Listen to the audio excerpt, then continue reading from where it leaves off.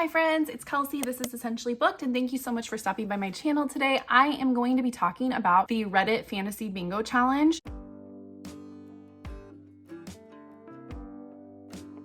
This was not on my radar until Realmathon and watching Covers with Cassidy. And I think during sprints they were talking about it, and then her and like Mel and all of those hosts were talking about it and launching their TBR videos. And because I am the way I am, I found another TBR list to make for the year. I'm really trying to read all the books that I own, which is impossible. I'm just trying to prioritize books on my unread shelf. So anything that gets me excited to read the books on my shelves is cool in my books. And so going through the bingo card, I realized that I had a lot of books on my shelf that would fit different prompts. And so I decided to go for the blackout. Now, this bingo challenge is a yearly reading challenge. It runs from April 1st to March 31st of 2024. So it's not just contained to just the year of 2023. It's a whole year long. I think it's doable given my goals for myself in reading books that I own on my shelves, and then focusing on book of the month books. Some of these prompts will fit other reading challenges I'm doing.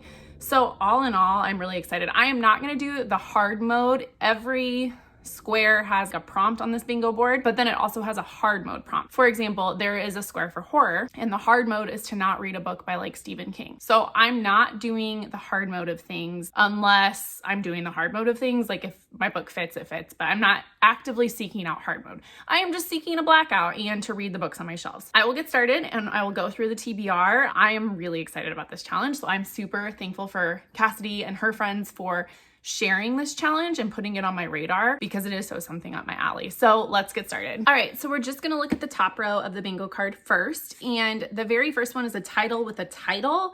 So the hard mode I think is not royalty, so that's not even an issue, but I'm gonna read The Philosopher's Flight. This is a book of the month book. Philosopher is a title. There we go. And then the next one is superheroes. I don't have a lot of those, but I do have Hench, which was recommended to me by the Indie Press List. And this is like about a girl who is hurt as a result of superheroes saving the world, and then she seeks vengeance. So it's kind of a reverse superhero story, but I think it will work. And I've heard great things and that it's a whole lot of fun. And then the bottom of the TBR would be a book that has just been on your TBR for the longest.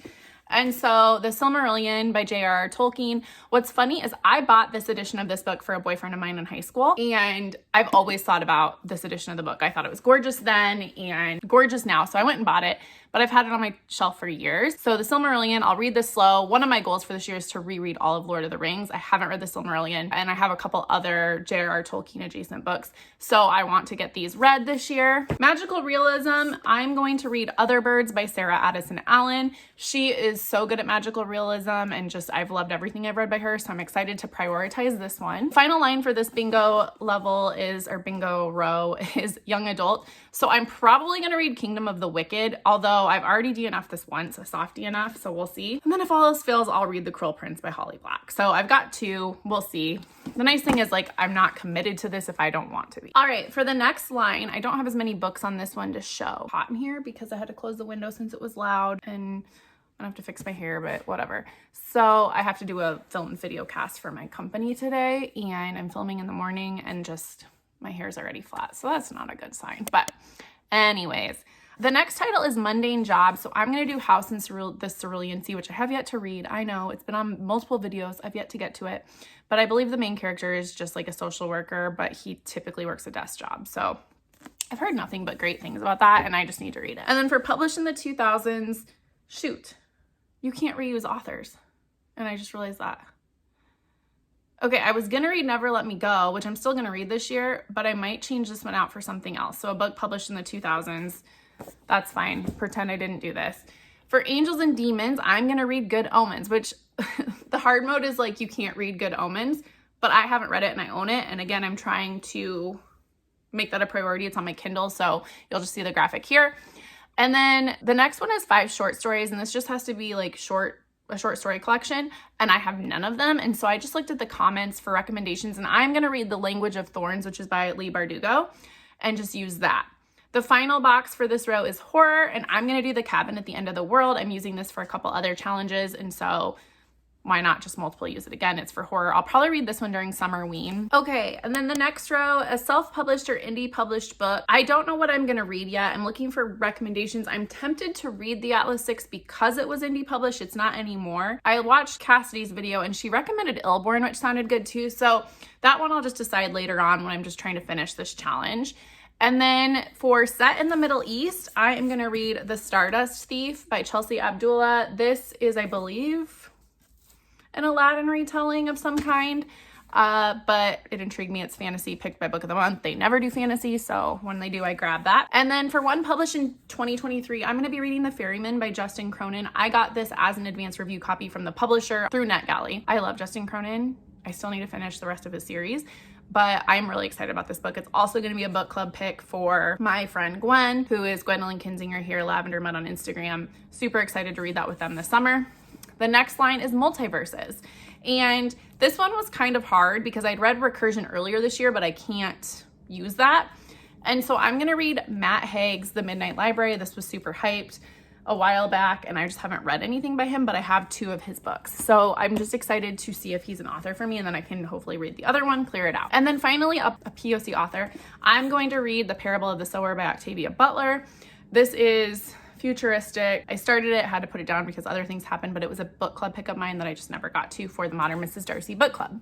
Okay, the next line is a book club or a read along book, but you can replace one square with a square from a past year's challenge. And so I'm replacing that with Forest to read Empire of the Wild by Sherry DeMoline. I read Venko from hers earlier this year and loved it.